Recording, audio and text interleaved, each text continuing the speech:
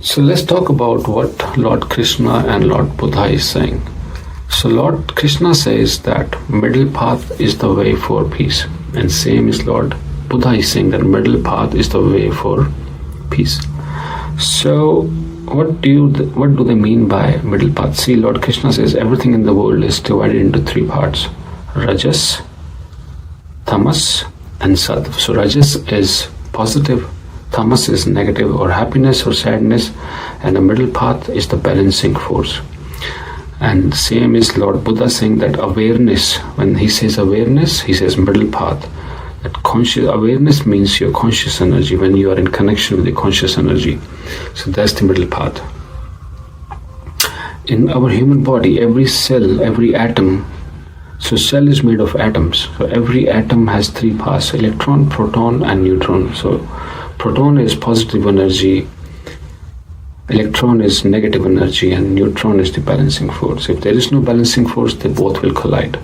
So everything in the world has three things: positive energy and negative energy and the balancing force. So if this hand has this side, the back side, and the balancing force around it. Same way, if I flip a coin, it has heads, it has tails. So if there are two people, everything is complete, will get complete only when there are two sides. A coin is only complete when it has heads and it has tails. So if I flip a coin and there are two people standing here, so what are the chances that it might fall heads or it might fall tails? So in an ideal world, 50% chance that it might fall heads and 50% of the chance it might fall tails. But we are not in an ideal world. And it cannot happen that it will fall 100% heads and it will fall 100% tails. That's not a possibility at all. So if there are two people involved, sometimes tails for him, sometimes heads for me. But we are not in an ideal world. So what might happen is that sometimes you might get 80% of times heads. So there are people who will get too many successes and very less failures. And there are people who will get too many failures and very less success. So they might get 20% success and 80% failure. And some will get 80% success and 20% failure. So it can be other way around also. So we need to understand that. And this is based on your past life karmas. What karmas you did, based on that, the result, you will get the result in this life. Some will get more success, some will get less success. Some will get more failure, some will get less failure. That's based on your past life karma. So whatever you're creating, you are receiving. That's actually what's happening. So let's go back to Lord Krishna. He says, if you are attracted towards only, like for me, I will only want good for me. But so I will only want heads to fall every time. But that's not the possibility. It might fall, so you might not get success all the time. You might get failures also. So if failure is coming to you, so the coin is complete. The falling part is the coin. Every situation is complete. But what you're getting out of it is not in your hand. But my expectations from that thing, that it should always fall heads, that's what creating the problem. Because my expectation, once it's not one, but if it's falling tail, so the situation is coming from towards you like this side of the hand. If its situation is coming like this, you're happy, but situation is, because this is what you want. But if this is coming, you become unhappy. That's the problem of expectation. That's the conditioning of mind. So we want something, but when we don't get it, we get stressed out and we create suffering. But that's what it is. Things, the outcomes are not in your hand. What is you are receiving is not in your hand. But how you're reacting to it, that is in your hand. So that's where the middle path comes in, the consciousness. Once you become conscious, whatever is coming to you, you are okay with it. So it is coming heads because you know that everything is complete. Sometimes it will come like this, sometimes it will come like this. This will come like this, or sometimes it will come like this.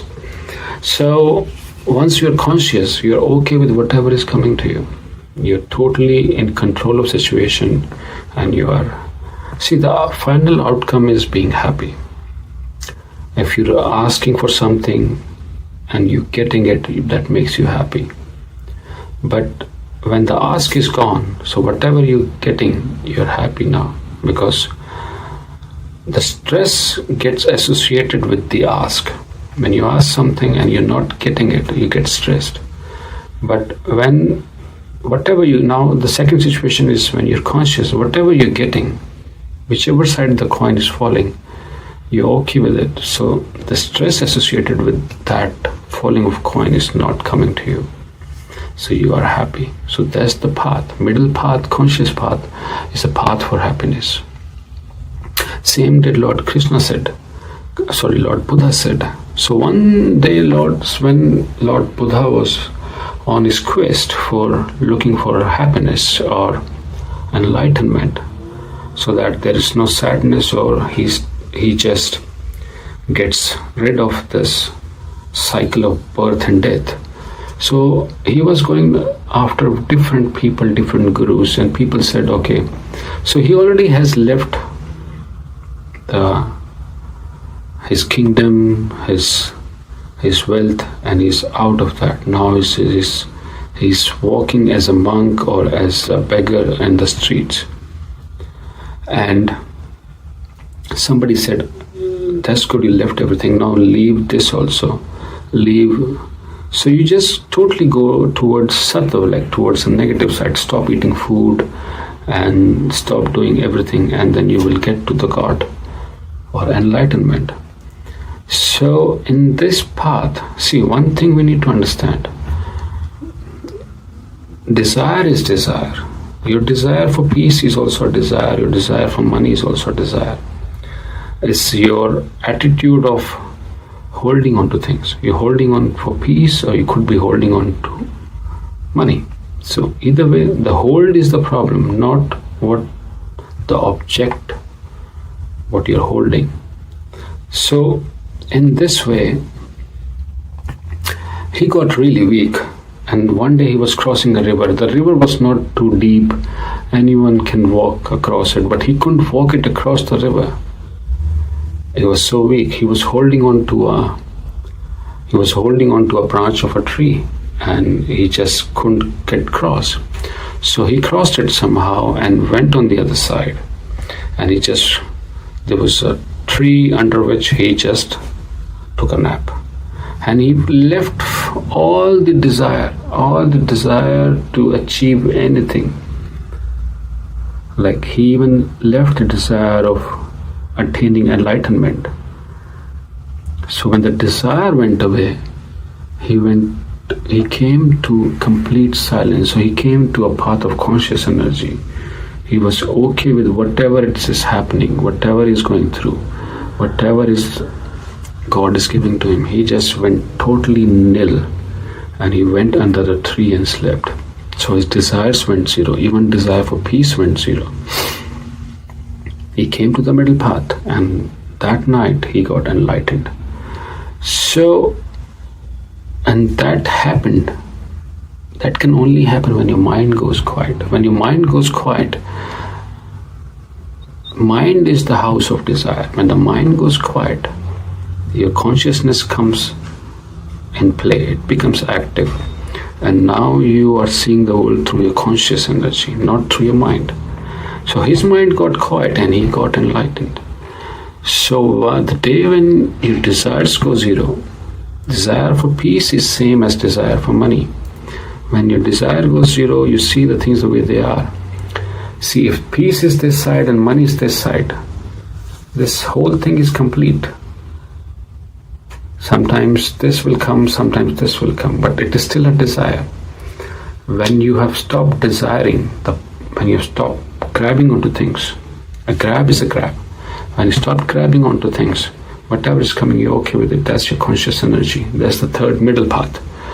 Third and the middle path, awareness. So that's what Lord Buddha taught everyone, awareness.